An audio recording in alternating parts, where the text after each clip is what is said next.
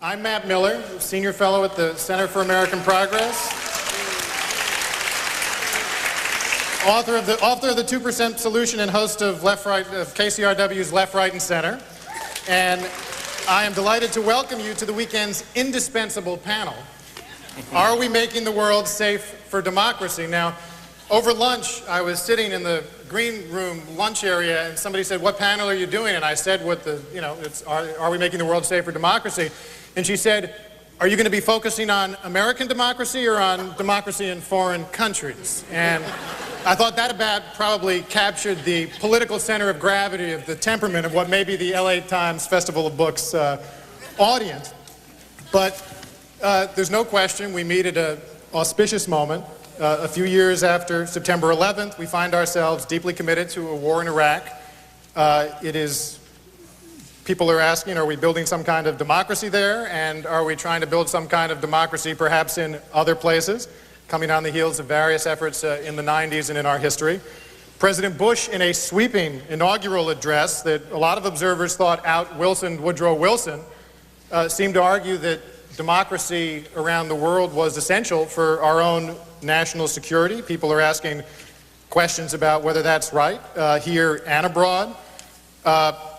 Lots of Americans, as well as our allies, seem unsure of the trajectory of America's role in the world today. Are we on our way to a more crusading military overreach? Is benevolent empire our destiny and needed, as some might say, to assure our security in this complicated, dangerous world? Are darker motives really at work, which some, including some on this panel, may argue? And of course, the question that's atop this audience's mind, I'm guessing, is will the Democratic Party ever figure out what it thinks about all this and how it intends to lead? Well, for all these questions, we couldn't have a more distinguished panel to address this.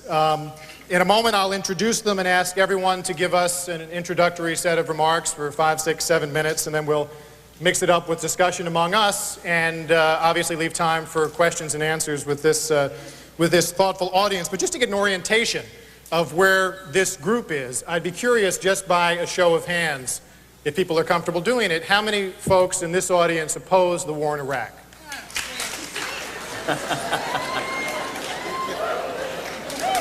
Just trying to understand. This is going to be a civil discussion, so those of you who didn't raise your hand, there's room for all that conversation, but it's just useful to understand where we are. So without further ado, and also I want to remind our authors that in the proud LA Times Festival of Books tradition, they should feel free to work their remarks toward their current book with whatever flimsy non sequitur that may entail. Let me briefly introduce all of our panelists, and then we'll go down the line and get some opening remarks. David Rieff, to my left, to your right, is an American writer and policy analyst. He's been a consultant for humanitarian organizations, written widely, as all of you know, on topics ranging from war, human rights, humanitarian assistance in Africa, third world immigration. He's covered Bosnia, Sarajevo, Rwanda, most recently a lot of work from Southwest Asia and post-war Iraq. He's the author of 6 books. The most recent, which is just out, is At the Point of a Gun, Democratic Dreams and Armed Intervention, which is just out from Simon & Schuster. Welcome, David Rieff. Charles Kessler, immediately to my right and your left, is a professor of government and director of the Henry Salvatori Center at Claremont Mechanic College. He's also the editor of the Claremont Review of Books and a senior fellow at the Claremont Institute for the Study of Statesmanship and Political Philosophy. His edition of the Federalist Papers, which I did not know, published as a Signet Classic, is the best-selling edition of the Federalist Papers in the country. Welcome to you, Charles Kessler. To your far right is Sergio Ramirez, the well-known Nicaraguan novelist and writer who served as vice president of his country during the Sandinista regime under Daniel Ortega. Among his numerous works of fiction and nonfiction are Margarita, How Beautiful the Sea, To Bury Our Fathers, and his latest novel, 1001 Deaths. Welcome to you, Sergio Ramirez. And And finally, to the far right, to your far left, and there's no choice of that in the seating, is Amy Goodman, who is the host of Democracy Now!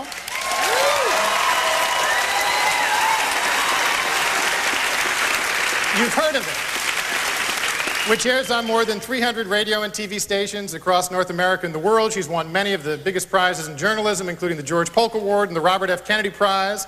Her book, Exception to the Rulers, exposing oily politicians, war profiteers, and the media that love them, has just appeared in paper with a new preface, and I'm told just this week hit the New York Times paperback bestseller list. Welcome to you.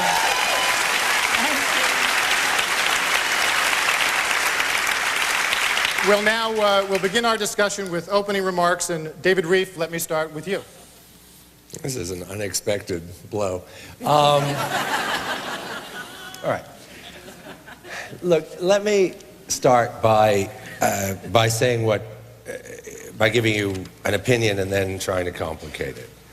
I don't believe for one instant that it's possible to impose democracy by force in other places. I don't believe it will work.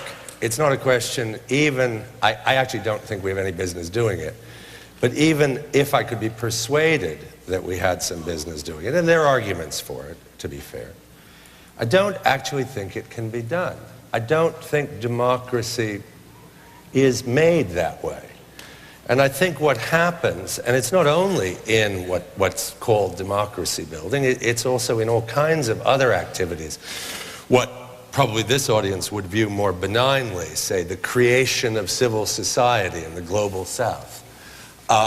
The kind of things that groups like the Soros Foundation, the Ford Foundation have been involved with for now many decades. I'm actually quite skeptical of whether you can do that. I think you distort the process with your money in this soft version of democracy building, almost as much as you distort your process with your guns and your armored vehicles in the hard sort of Bush administration version of it. I should also say that I think that the human rights movement, perhaps partly unwittingly, but maybe not entirely unwittingly, has also subscribed to a policy, to ideas that support armed interventions in other countries. It's not simply, it would be a great mistake, I think, to imagine that what we're talking about here is the iniquitous neocons in Mr. Cheney's office, and that everybody else has nothing to do with this. If you think, for example, let's take, if I can go away from the human rights movement and towards, say, the European Union, which in many ways stands for a very different set of values from the United States in world politics.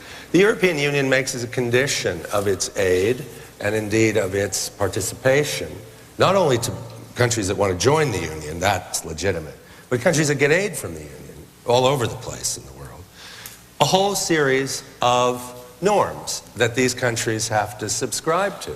Now, those might be good norms, but already you are creating a kind of constellation of force. You're saying, in effect, that powerful states have the right to dictate to powerless states what their political arrangements will be. That, it seems to me, you need to think about. You need to think about whether there's as big a difference between Paul Wolfowitz and Human Rights Watch as both of them would want to claim. I'm not so sure there is. Now, let me complicate it.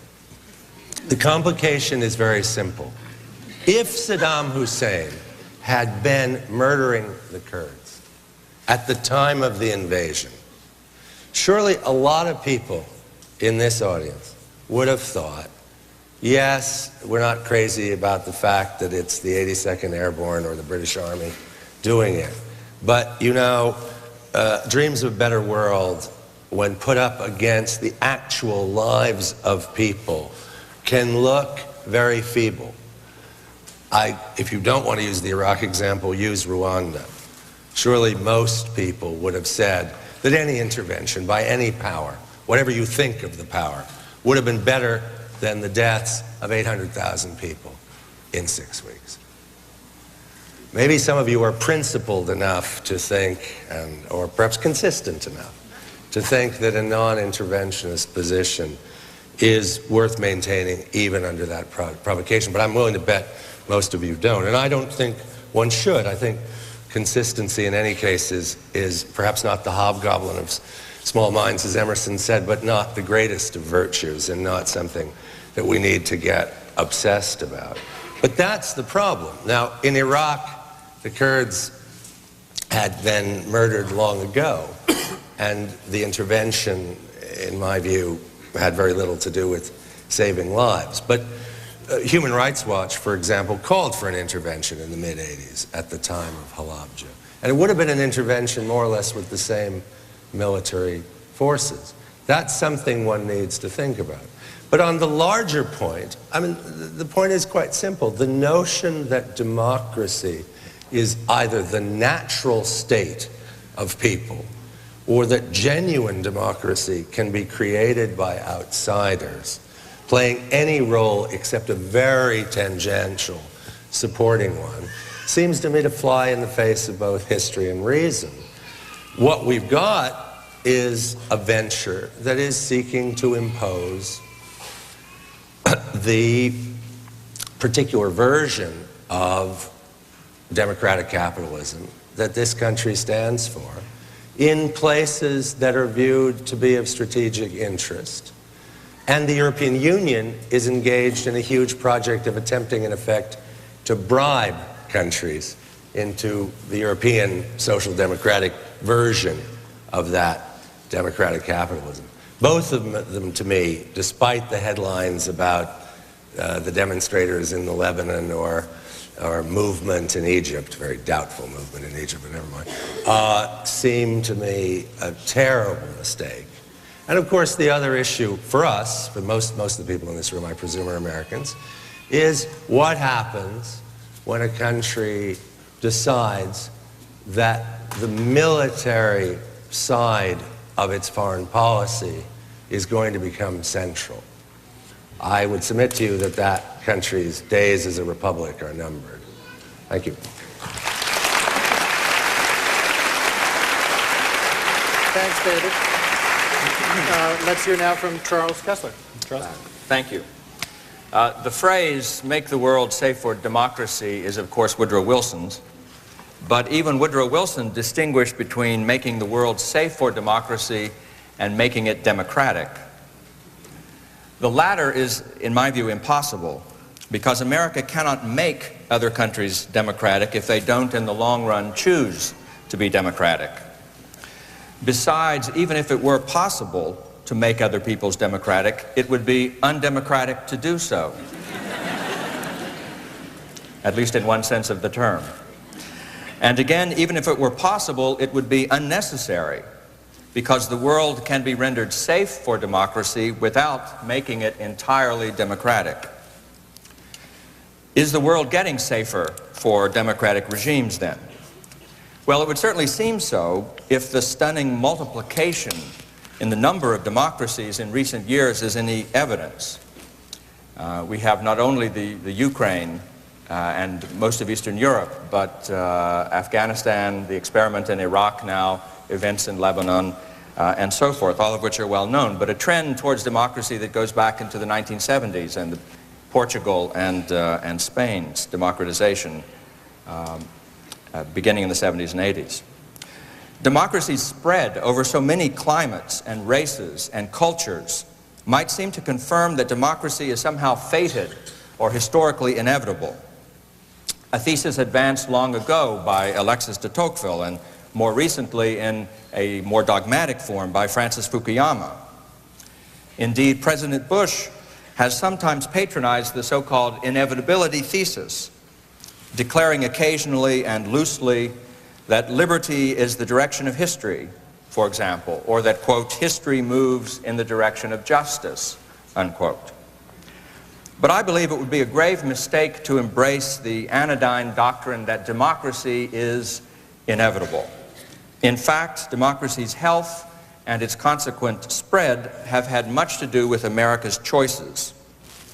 The world is, I would submit, safer for democracy today because the U.S. chose to engage and humble democracy's foes, the Nazis, Soviet communism, rightly called an evil empire, and now Islamic totalitarianism. That much of democracy's progress in the world is the direct or indirect result of the policies of America's most conservative presidents of both parties, Harry Truman, Ronald Reagan, George W. Bush, frustrates and infuriates the left, not to mention several of my fellow panelists.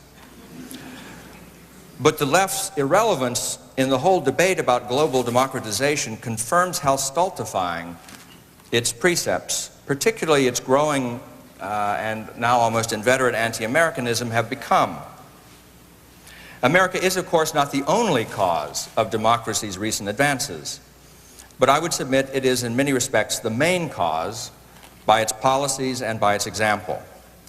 By our policies, the U.S. has helped to create the conditions for democracy in Afghanistan and Iraq, as earlier we had done in Germany and Japan. But we cannot guarantee its success, even in the lands that we have helped to liberate. Our example and our principles can and should be a great influence, but in the end it is up to the Iraqis to make and keep Iraq democratic. And of course, our own example can't be taken simply as a template or model. They must deliberate and decide what is best for themselves, finding their own democratic or at least non-tyrannical way of securing their safety and happiness. So America cannot make the world democratic, but it can help and has helped to secure the democratic world. That is, the world of the democracies in Europe, Asia, Latin America, and even the Middle East. In so doing, the United States has always and rightly had an eye to its own security and way of life. That too is perfectly democratic. And paradoxically, it is a necessary condition for democracies thriving abroad. In short, the best way to make the world safe for Ukrainian or Afghan democracy is to make the world safe for American democracy.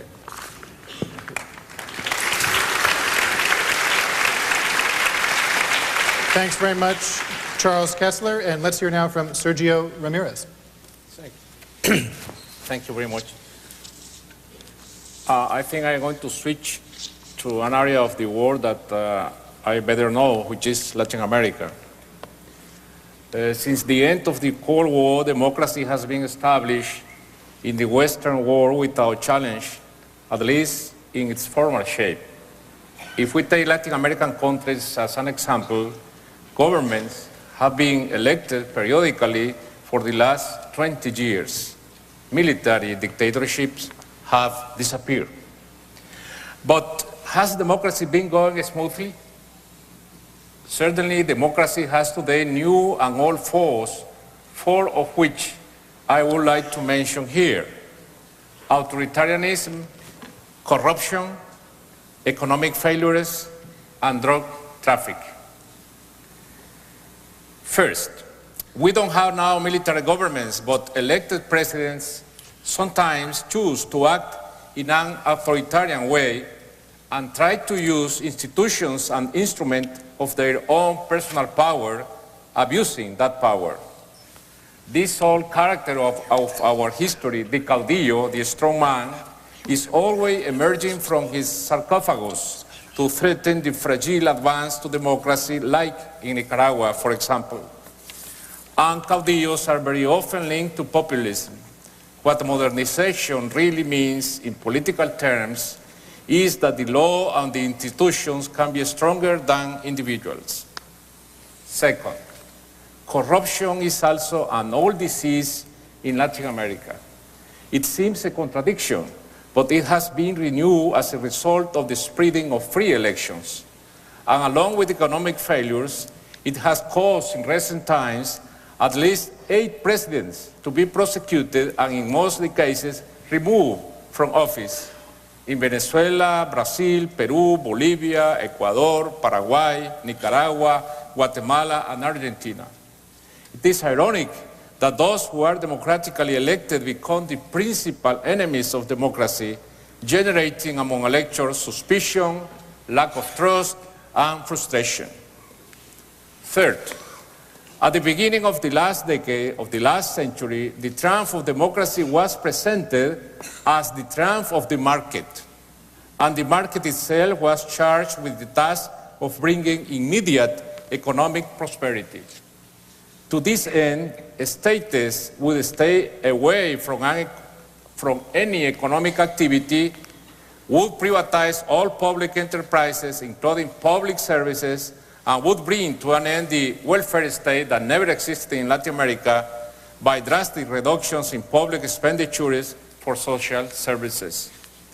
What we have managed to install, however, has not been a market economic, but a market society, which is very different. Most of the people, even the middle class, have seen their living standard deteriorate, and at the same time, wealthy people have become even wealthier. This enormous and increasing social gap is a permanent source of instability, as has been demonstrated only recently in Ecuador with the overthrowing of President Lucio Gutierrez. Fourth, and drug traffic. This is a very serious menace, capable of eroding the very foundation of the state and making a mockery out of democracy. The ability of drug cartels to buy judges, courts, police officers, and even high-ranking officers in the government transforms the lords of the drug trafficking key power players.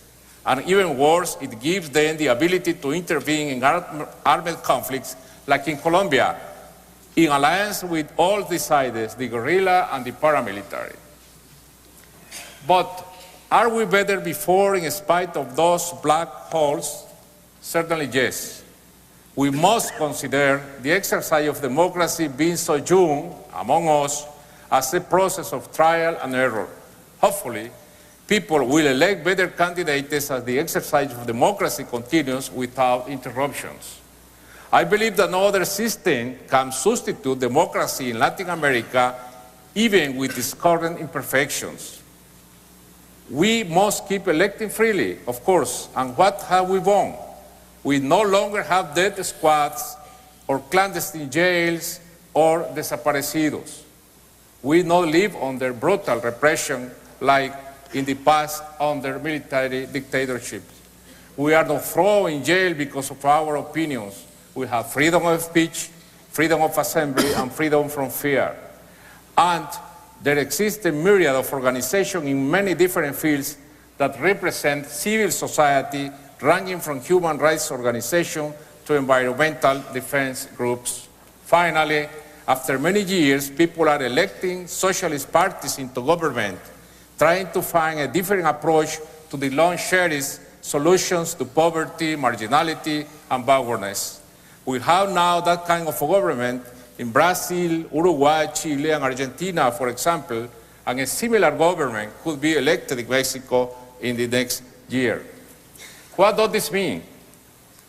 First of all, that the left-wing parties must demonstrate that they are able to govern a country without creating insoluble polarizations and without dividing society, but also that they are able to bring forth real solutions to social problems, which is the essence of social problems, which is the essence of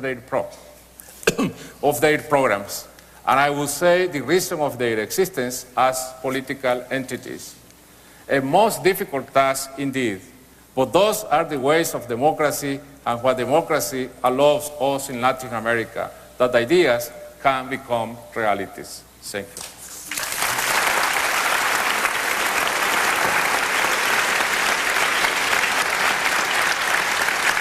Amy Goodman. The Bush administration, with the support of the establishment Democratic Party, has endangered democracy around the world. And I want to stay here in this hemisphere to begin by talking about Haiti. Here is a perfect example. It should be celebrating its Jubilee year, 2004. It would have been 200 years old, born of a slave uprising in 1804, the oldest black republic in the world. President Aristide in 2004 had been re-elected. He was the first democratically elected president 10 years ago. And on February 29th, 2004, he was ousted in yet another coup, as he was flown off with his wife Mildred Aristide to a remote area of Africa, the Central African Republic. He got in touch with people here March 1st. We broadcast on Democracy Now! He said he was the victim of a modern kidnapping in the service of a coup d'etat backed by the United States. Just before I came on the stage, I got a call that said that Prime Minister Yvonne Neptune of Haiti, under Aristide, is now was just beaten up very badly on Friday morning. He's been in prison for almost a year since the ouster of the Aristide government, no charge, pleading with all for him to be released. And President Aristide just held a news conference in South Africa where he's in exile, saying he remains the president. And we have to look very seriously at the role of the United States in yet another coup there. February 29th, what Aristide said, I flew with him back from the Central African Republic to Jamaica when Congressmember Maxine Waters from here in Los Angeles and Randall Robinson went to the Central African Republic in a small plane to retrieve the Aristides, calling the bluff of the most powerful country on earth here in the United States. When we landed, as we were landing in Jamaica, I covered the trip, President Aristide was being threatened by Rice, Rumsfeld, and Powell, and they said he was not to return to this hemisphere. Whose hemisphere? And the U.S. ambassador to Haiti, James Foley, was saying he was not to return within 150 miles of Haiti. Whose country? And today, hundreds of Aristide supporters have been locked up. The Prime Minister is in a very dangerous situation. He could possibly die. And what is the U.S. doing but working with those that ousted President Aristide once again? And we don't have to just stop in Haiti. Let's look at Aceh, right? This is the country that was so hard, the area of the world, a province of Indonesia, that was so hard hit on December 26th by the tsunami. If you mentioned the word Aceh before December 26th, people would probably say, God bless you. But after December 26th, we learned what that place was, because it's believed about 200,000 Achenese died in this natural catastrophe, the hardest hit. But Aceh has been hit by two tsunamis, not only the natural catastrophe, but the catastrophe, the tsunami, that is the Indonesian army. And very little coverage of that area talked about the state of siege declared by the Indonesian military. What happened soon after December 26th? The Deputy Defense Secretary, Paul Wolfowitz, went to Aceh, returned. He, by the way, is a former U.S. ambassador to Indonesia. He was there for a number of the years of the slaughter in Timor, one of the great genocides of the 20th century. He comes back to the United States and restores military training aid to the Indonesian military, which had been cut off in 1999 under President Clinton, under tremendous pressure on President Clinton, had been cut off when the people of East Timor voted for their freedom in a UN-sponsored referendum, and the Indonesian military burned East Timor to the ground. This is the army that the Bush administration has now restored military training aid to.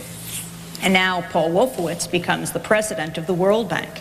And you have to wonder if he's going to use countries' monies, if he sees the definition of development as shoring up repressive regimes and armies.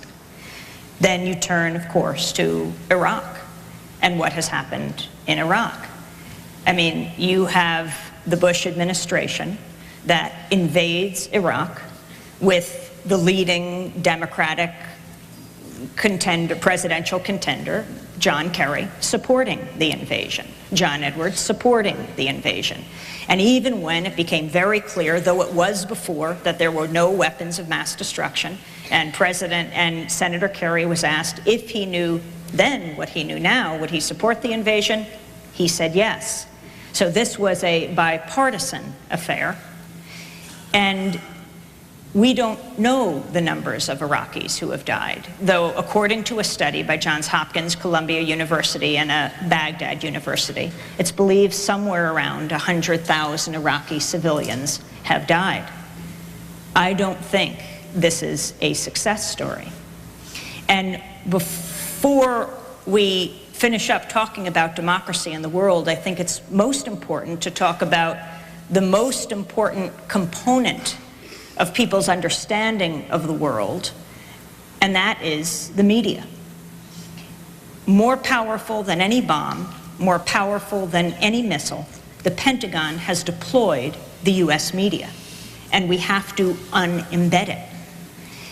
We have not seen what has happened in Iraq. It's very difficult to assess because of the kind of military hardware show, the kind of game, the kind of video game that the US media has presented to us in Iraq. You have to compare the US media's coverage of Iraq with the rest of the world's coverage, and the difference is frightening. Someone recently quipped, what's the difference between the US media and Al Jazeera?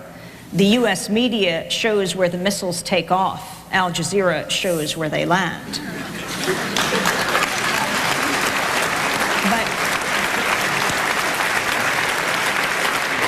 I raise the media as a part of what is happening in the world today because it is such a powerful weapon right now. They are the most powerful institutions on earth, and they have reached an all-time low in this country. And I think that's where the focus of activism should be right now, because I really do think that if people saw in this country for just 1 week what it has looked like in Iraq over the last 2 years, babies dead on the ground, women with their legs blown off from cluster bombs, if we saw the body bags of US soldiers come home and the flag-draped coffins, President Bush has invoked this executive order that says that they cannot be videotaped or photographed. And when was the last time you saw a seriously injured US soldier? They are brought home under cover of night, purposely. If we really saw the reality of war, I'm not for reality TV, but I do think we need a little reality TV when it comes to war. If we saw these images for just 1 week, Americans are a compassionate people, and I think that Americans would say no to war, that it is not an answer to conflict in the 21st century, and it is certainly not an answer to making the world safer for democracy.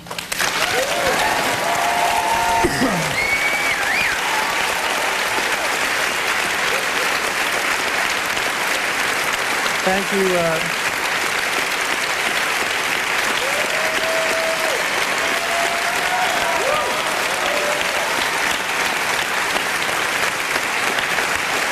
Thank you, Amy. It's awful when you antagonize the audience in that way by taking on their deepest beliefs. Let's talk a little bit among ourselves. We'll leave time for Q&A. Let me ask you, there's so many issues that are important that have been raised in different ways by all our panel. Just quickly, Amy, I'd be curious, on your perspective, if it's sort of asking you the John Kerry question in reverse. If we had found weapons of mass destruction in Iraq the way people like Bill Clinton, for example, told the American people were there, would that have changed your view about the pros and cons of this invasion?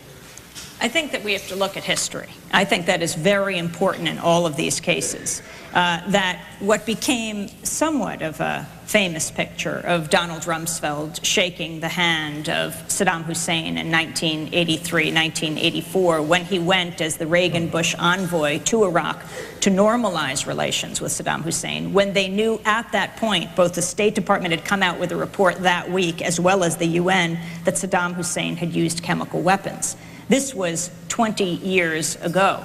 And there, even knowing what Saddam Hussein had done, the Reagan-Bush administration moved forward with shoring up Saddam Hussein. I don't think he would have remained as a military tyrant there for the next 2 decades if the U.S. companies, German companies, British companies hadn't ensured that he retain the kind of tyrannical power that he had. It was up to the U.S. The U.S. determined that he remained in power, and I think we should look back then. So that means that's a no. Even if they had found WMD, even though we may think that what was done 20 years ago was a mistake, even if he had WMD, it'd be a mistake to have invaded now. Oh, and I think that if the U.S. simply withdrew support from Saddam Hussein, he would have, the people of Iraq would have been able to handle their own affairs. Okay. David Rieff, a question for you, and others should feel free to jump in, but one of the things that strikes me about the power of your new book is you describe an evolution in your own thinking on this stuff, and that in the 90s you were one of those on the liberal side who were saying maybe this was time for an age of liberal imperialism. Was that the title of the article, I think, that's included in the collection? And that with some, I guess, what's so interesting about your, the way you grapple with this in your book is you describe an evolution that's intellectually honest and troubled and passionate. Can you talk a little bit about what led you to go from one place to the other on this and what that suggests for where all of us should be thinking nowadays? Well, I think people try to think should challenge their own assumptions, not only the assumptions of their adversaries. And I do think, you know, one's own pieties are certainly equal, should be, you know, not off limits. I started in the work I do in the siege of Sarajevo, watching you know, somewhere between 1,000 and 5,000 shells land in Sarajevo every day, and knowing that my country could have, with very little military power, stopped this slaughter. I was in, you know, the Rwandan genocide, again, the 82nd Airborne, or a British Army or the French Army, or frankly, the South African Army. One of the scandals of the Rwandan genocide is that the Mandela government declined to do anything when it had the military capacity to do so. It's not only the West. And I thought, look, if these are my choices in these slaughterhouses between having people saved, doesn't solve anything politically, I never thought it did, but simply saving people's lives and you know, giving a victory to American imperialism or British imperialism or UN imperialism, because frankly there is such a thing. Frankly, the lives weighed more for me. And that's the way I spent the 90s. I spent the 90s in South Sudan, in Liberia, in Bosnia, in Kosovo, in Afghanistan, in other wars, not this war. I was in this war too. I still am troubled by that, because in a massacre, I'm not sure one's opinions about one's own government or other governments matter all that much. As I said before, weigh all that much. What I am sure of is that it's very different to use warfare, and I'm afraid I don't believe the 21st century is any different than the 20th or the 19th or the 18th or any other. I think war, like the poor, will always be with us, as a good book says. I think that what changed my mind was the sense that I have that both on the Bush administration side, what I think of as, you know, this neoconservative Wilsonianism, this idea that we can remake the world in our own image, which we call, Mr. Kessler calls, democratic. I'm more skeptical of that, but we could argue about that. But that both on that side, if you like, the muscular utopianism of the right and the human rights left, as evidenced by people like Samantha Power, whose book is a brief for military intervention all over the world, that we were suddenly, that war was becoming the principal means of our diplomacy. That in effect, both sides, the human rights left and the militant international right of the Bush administration, viewed war as the mechanism, as the Archimedean lever for making the world a better place. And that won't do, because war, even just war, is about the slaughter of innocents. Again, Amy Goodman says if you saw war on your television screens, the American people are a compassionate people. I don't know if the American people are any more compassionate than anyone else, frankly, but that's another conversation too. But I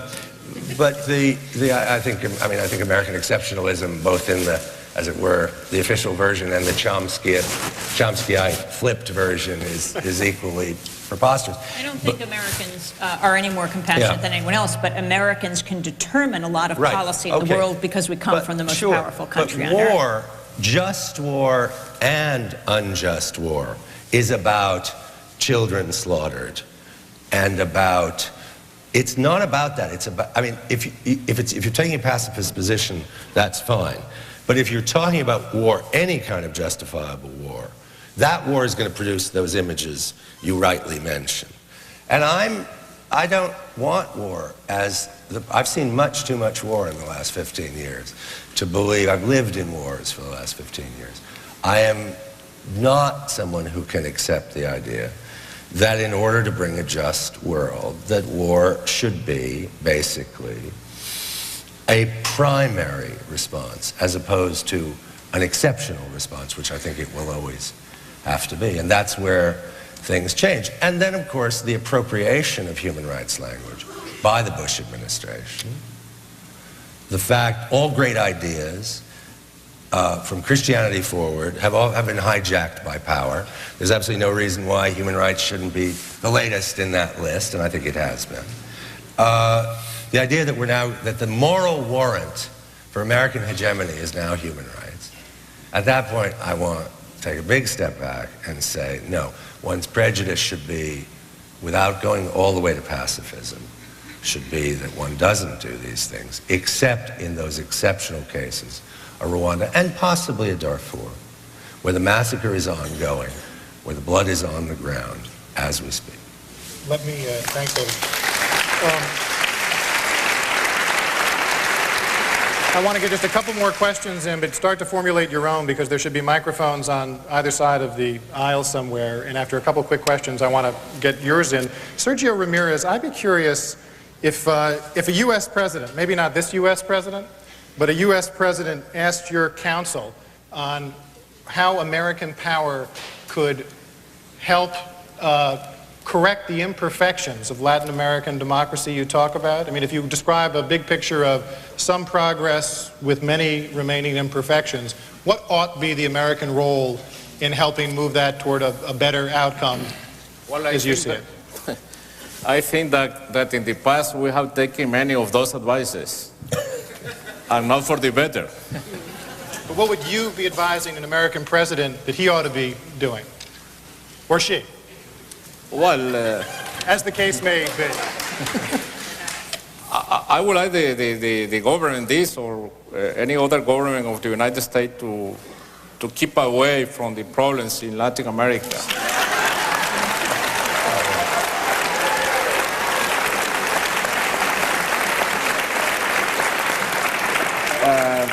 You know, history is the best teacher in this in this way.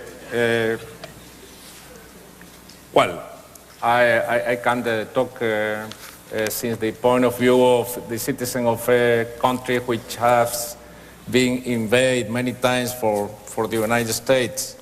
At the beginning of the 20th century, at the midst of the before the midst of this 20th century too, for installing right-wing governments and at the end a military dictatorship that lasted in Nicaragua for 50 years, the Somoza's dictatorship. But now it is very peculiar that, for example, in Haiti, the government of the United States, in this case the Clinton administration, intervened to install or to reinstall President Aristide in power.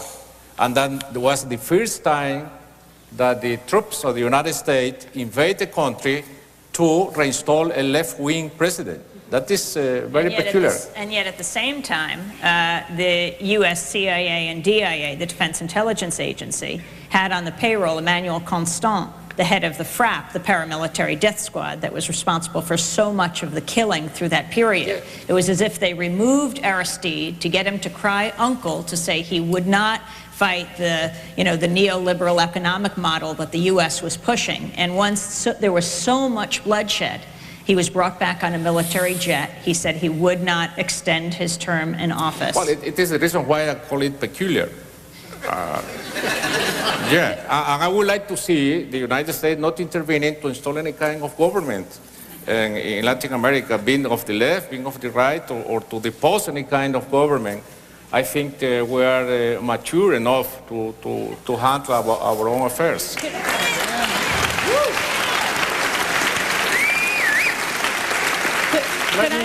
Could I ask Sergio one quick question, just to get your reaction to the confirmation of John Negroponte as the Director of National Intelligence, the former U.S. ambassador to Honduras, which was the training ground for the in support of the Contra War? We have a lot of experiences with Mr. Negroponte too.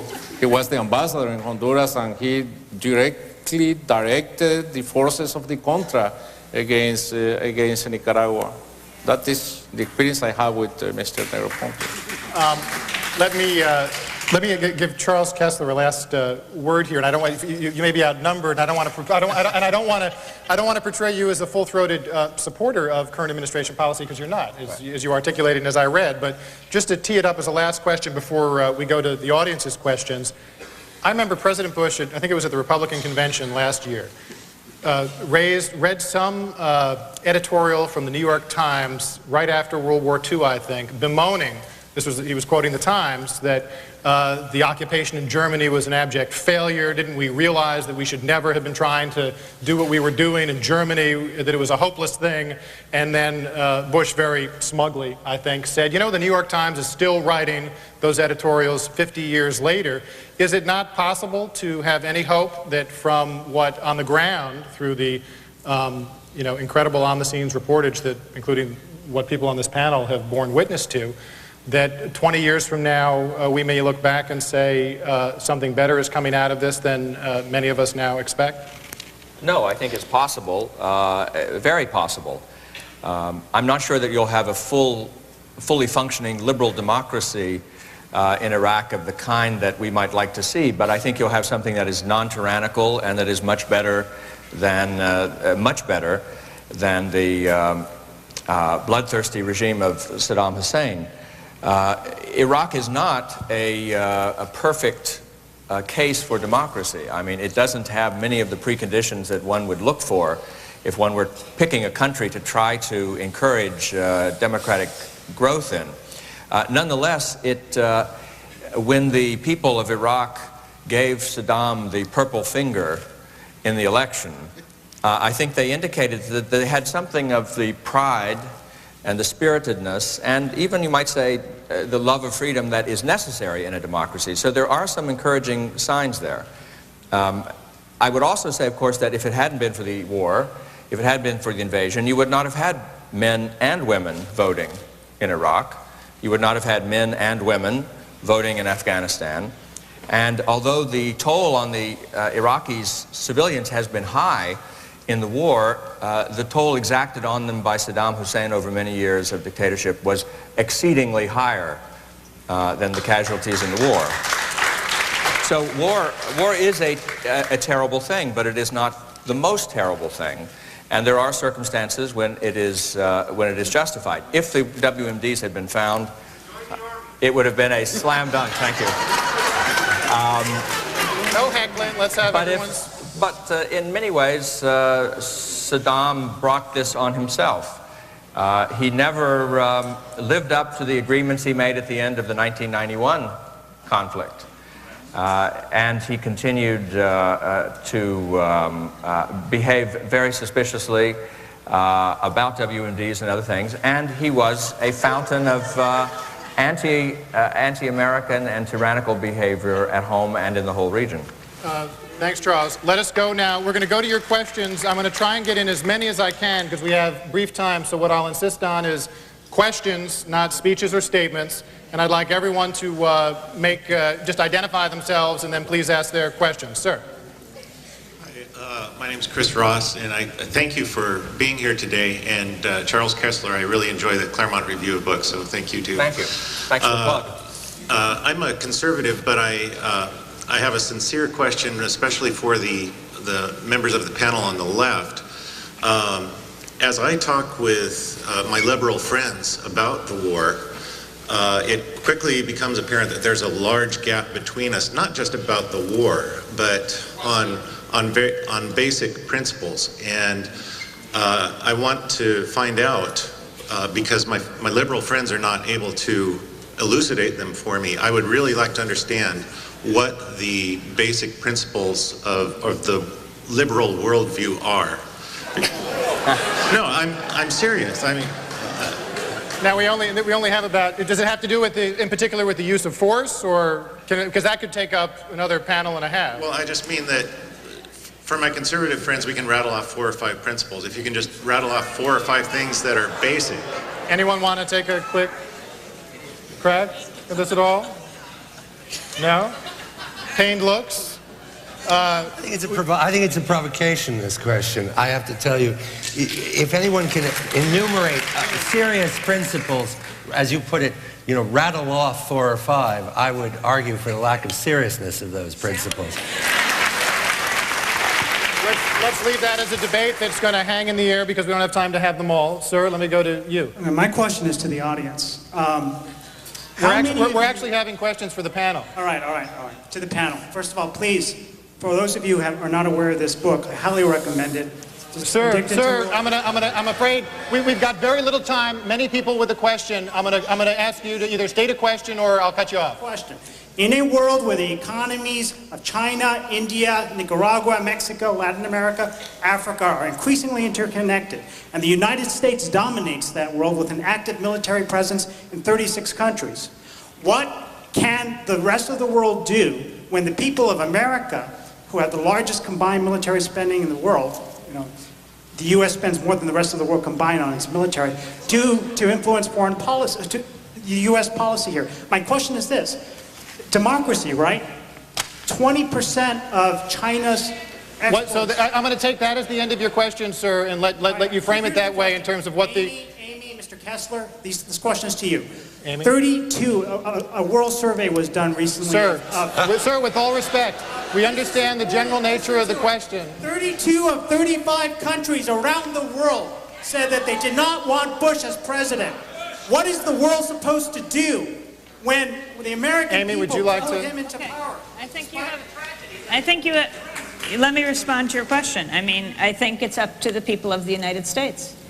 It's, yes, that is the feeling of people around the world, and I don't think that the majority of people in this country have spoken, and I do want to say that I don't think it's predictable where people fall. I think all of the political labels are breaking down now. I think conservative Republicans, like progressives, share a lot of values around issues of corporate control, privacy, an out-of-control war budget, issues around Social Security, for example. And I do think that Bush is managing to unite people across the political spectrum against him. Well, world poverty has taken a dramatic decrease in the last 10 years as the economies of India and China have become integrated into a liberal trading order. One of the things that can be done to alleviate the imbalance of economic welfare in the world is to increase globalization, to increase the liberal trading order. And what most countries do in respect of that is to free ride on the United States as the country with the largest military to enforce the conditions of a liberal trade order, which are in fact good for everyone. Most third world countries don't suffer from oppressive multinational corporations, they suffer from being neglected by multinational corporations. You may not agree, but it's a totally legitimate perspective, so I think people should let him have his say. Sir, brief question. Good afternoon. My name is Ryan Thompson. I'm a Sergeant United States Marine Corps. Proudly served in Iraq 2 tours. And I actually have a really simple question for the lady on the far left. Ma'am, I'd just like to know what your qualifications are for talking about what is going on in Iraq, because I think you're way off base, and I'd just like to know what exactly your qualifications are for talking about what is going on there. Well, let me ask you what your experience was like. Were you in Iraq? Yes, ma'am. I served 2 tours in Iraq, one in Nasiriyah and on the southern area of Baghdad, and I served a second tour. I just got back in October from Fallujah. And what is your feeling about why the United States was in Iraq? My feeling, ma'am, about why we're in Iraq is we're there to help those people. And to tell you the truth, the dictatorship under Saddam Hussein was a lot worse than I think anybody in the United States has any idea what it was actually like.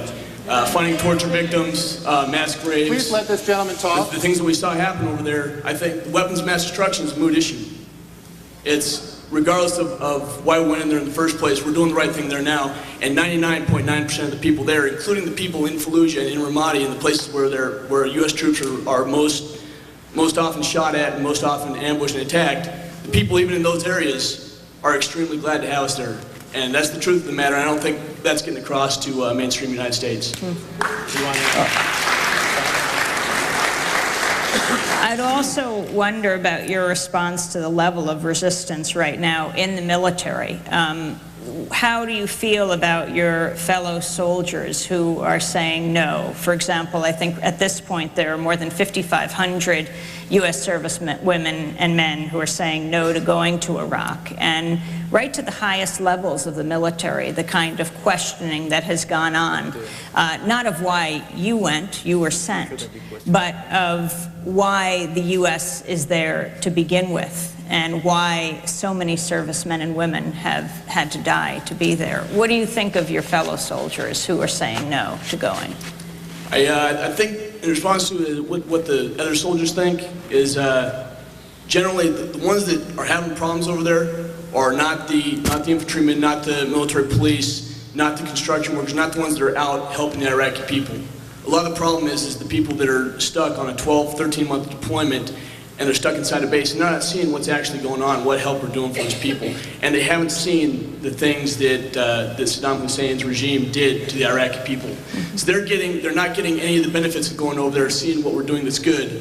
All they're getting is a 14-month, 12-month, 13-month deployment where they're away from their families, they're in an extremely hot, hostile environment, and like I said, they're getting all the crappy parts of it, but they're not getting any of the good feedback. I appreciate your comments, sir. We've just got time for one last question. This gentleman here. Thank you. This is a question first for Professor Charles Kessler and to the rest of the panel second. How can Afghanistan and Iraq be properly referred to as quote-unquote democracies if their people do not and will not retain the right to determine their own economic destinies using their own energy resources? How is democracy a relevant term for any nation if core economic circumstances are ultimately dictated from nations or financial institutions abroad?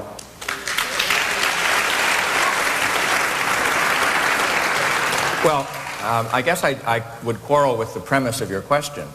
I don't think that they are... Can you please define the premise of my question well, for the audience? I'm trying to get there.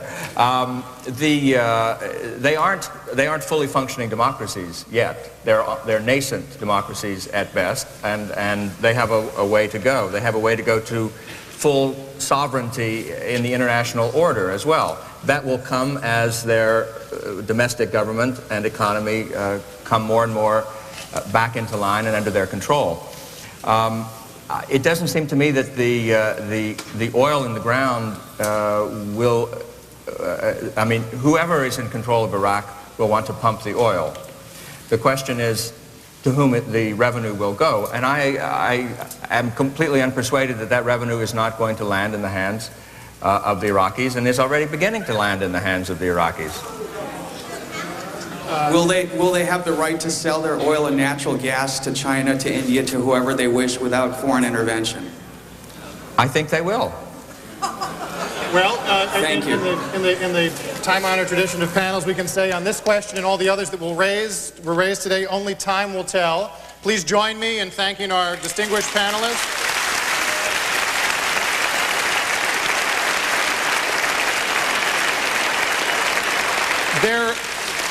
There will be a book signing immediately following this in an area that I don't know the north. In the north area, line E in the north area. Please meet our authors, have them sign books. Thank you all for joining in this conversation.